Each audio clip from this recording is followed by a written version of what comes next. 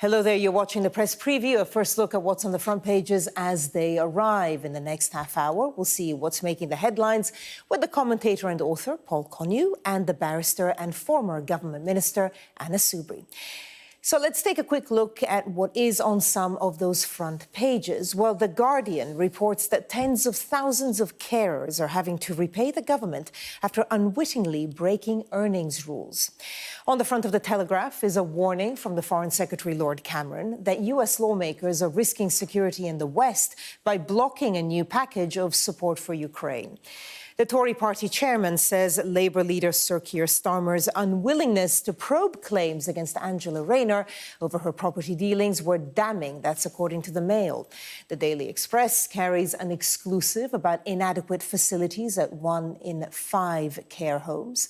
The Sun says people are being pressured into signing up for potentially risky cosmetic procedures in Turkey at medical roadshows held in UK hotels, which also features on the front of the Daily Mirror. The Metro suggests that sentencing criminals to do unpaid work may not be an effective punishment, as an increasing number just aren't finishing it. The Eye reports that owners of new-build properties are being forced to sign non-disclosure agreements in order to see details of their estate charges. According to the Financial Times, US President Joe Biden is expected to caution China against further aggressive action in the South China Sea. And the Daily Star has a story about a dog that it reckons has been telling porkies when it comes to saying the word sausages. And a reminder that by scanning the QR code you'll see on screen during the program, you can check out the front pages of tomorrow's papers while you watch us.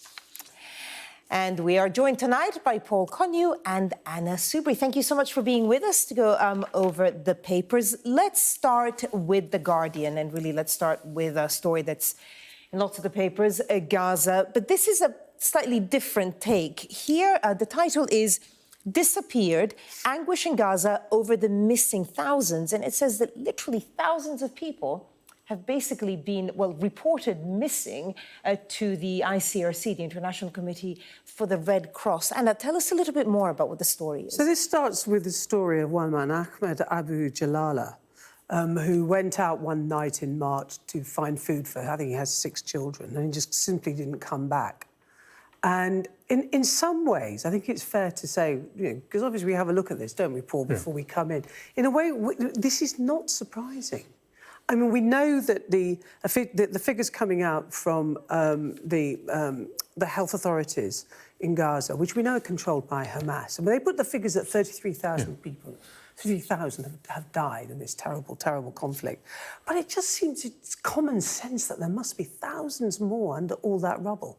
And as you say, the International Red Cross put it 7,000 calls that they've had. Yeah. I think the death toll must... It is an extraordinary number, those 7,000. Oh, yeah, but I reckon it must be higher. And this morning, Oliver Dowden, the Deputy Prime Minister, doing the studio rounds, implied that perhaps the figure of 33,000 was an exaggeration. Didn't quite say it, but that was the implication of his remarks. But every aid organisation, and most governments and the UN accept the figure. In fact, it may be released by the Hamas-controlled health authority, but the figures of 33,000 are not really disputed. But as Anna was saying, you just got to look at the total destruction in Gaza to know that there have to be bodies there. They haven't got the equipment to go and even dig up the bodies. Sadly, it sounds horrific, but so there are probably thousands more. And again, most of them probably women and children rather than Hamas terrorists. I mean, that is the brutal truth. And Hamas, of course, it must always be remembered that Hamas is the sort of bunch of terrorist thugs that don't even protect their own people. We know they use them as shields, but they've got however many hundreds of miles or kilometres of tunnels. They try and protect the people. I suppose there is a possibility that some of these could be abductions as well. I mean, we don't really know. We don't know, but because the press aren't allowed in. No, and they haven't been for the 6 months exactly. Well, unless you're an not the Western press anyway. Let's not forget that about 100 journalists, mainly obviously local journalists have been killed, along with almost 200 aid workers. These are grim stats. Yeah. Let's take a look at another angle to the Gaza story, this time front page of The Times, if we can pull it up. And the headline is, UK's legal advice over Gaza stays secret. Now, the UK government has received legal advice. We've had a few leaks about it, but the Deputy Prime Minister, like you mentioned, Oliver Dowden, who was doing the rounds, saying basically they don't really have to release it. What do you make of all of this? I think if the headline was a bit longer in the Times, it could have been UK's legal advice over Gaza stays secret, ... for now. I don't think this is a sustainable position long term. Of course, Parliament is in recess back next Monday. There's going to be intense pressure, including, I think, strong pressure from the opposition parties and even some Tory MPs for David Cameron to come to the Commons, even though he's been a Lord, of course, but and face questions on this. Although you get the impression that David Cameron, probably privately, does believe that we've broken international law. There are hints of that, even though Oliver Dowden says we're going to continue our arms sales. But I think that could turn this into a general election issue if that position is maintained. And, 6 months after October 7th, today, I mean, the phrase turning point is so overused, but do you sense that there is a turning point, both in the British government and in general, in the Western attitude to yes. I think the killing of those aid workers last week did mark a big turning point. And I think just the way oneself sees it, it's an extraordinary situation that Israel has got itself into. The terrible atrocities on October the 7th, with hundreds of people being, thousands, over 1,000 people being killed, with hostages being taken, all the horrors of it. And yet somehow Israel, this great nation, in my opinion, has completely lost the moral high ground. Yeah. And it has got itself into the most desperate, dreadful situation, never mind what it's doing to the Palestinians. Right. And I just feel, I mean, I don't know David Cameron very well. I served when he was Prime Minister in his government, and I remain a supporter of David Cameron, a lot of time for him. This will sit very heavily, in my opinion, on him, and I think he'd relish the opportunity to come to the House of Commons. I mean, I'm not Jewish, but I have a lot of Jewish friends who are torn over this. I know friends who have marched both against anti-Semitism and in support of the Gaza victims. It's not... And I'm a great supporter of Israel, but not of the Netanyahu regime, which I think... Apparently, lots of Israelis aren't either, if we look at the demonstrations. And it's vital that we don't actually make opposing the Israeli government of Netanyahu and anti-Semitism. They are not the same thing. They are distinct differences. Absolutely.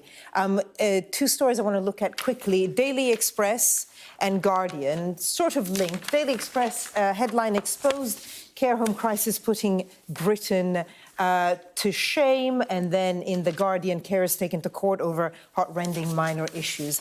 Anna, can you talk us through? The Daily Express one doesn't have much detail, but frankly, it's not a surprise, is it, that our care homes are in crisis? We know that. We know that they're severely underfunded, and we know that governments of all colours have failed to address this, and whoever gets elected in the next election has got to do something about it. But if I may say, I thought the story in The Guardian was the minor errors. Gee whiz, this is a terrible story. I mean, that has the makings, potentially, of a sort of another post office-type scandal, especially where it seems, once again, the computer is God. So what is the actual story? What are these errors? There is tens of thousands, according to The Guardian, tens of thousands of unpaid carers looking after disabled, frail or ill relatives are being forced to repay huge sums to the government and threatened with criminal prosecution, even possible, going to prison, if they exceed by a few pounds the rules over how much they can earn if they do a part-time job as well as being a carer. And they could have made a mistake. And then it's retrospective because they could have made an innocent mistake, but the computer, it seems, the computer is making a mistake, and yet sums of up to £20,000 are being Whereas some of the demanded. mistakes were just a few pounds. Yes, exactly. And the point that Ed Davey makes, because he's quoted in this, is about the value of unpaid carers. I mean, they are remarkable people. Frankly, they're saving us thousands, millions But of pounds. in fact, billions, according to some stats, if this wasn't there, because in a sense, privatisation hasn't worked in the care sector. We saw that obviously through the whole COVID crisis, but on top of that, though, those arguing, the hard line against immigration. There's no way the care sector, whether it's private or in the public domain, could actually operate without immigrants. And that's a brutal fact. We are an ageing population, and it's not a job that a lot of young people are going to volunteer for. Whether you like it or not, that's the fact. I mean, I share your views, obviously, on the value of immigration. But I think the other thing in this is, coming back to this point about it being in the computer, is that it seems to be that the DWP, the Department of Work and Pensions, its IT system flags, it says here in The Guardian, flags up when a carer's income breaches the threshold, but fails in many cases to act on the information, allowing carers to rack up thousands of pounds of overpayments over months, before in some cases they're being pursued in front of the courts for benefit fraud. Yeah. Anna, Paul, we're going to have to leave it there for now. But coming up are questions over Angela Rayner's previous housing arrangements threatening to damage Sir Keir Starmer. We'll discuss that next.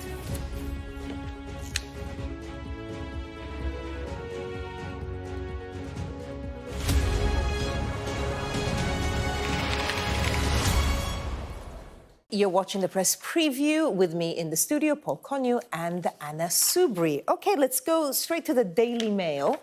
Front page, headline, Rayner's making a fool of you, Keir. So Keir Starmer and Angela Rayner accused of breaking their pledge to uphold standards in public life, accused by the Tory party chairman. Anna. Yes.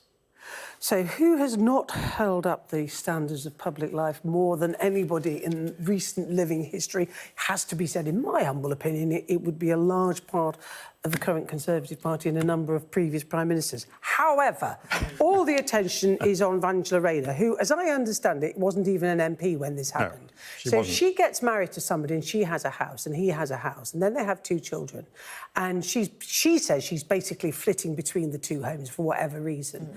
And one of these, the home she owns, is a council house. And so she sold her home and has to pay capital gains tax, but she doesn't because she claims it as her main residence, as I can see it. Yeah. And she benefits to the tune of just over £1,000.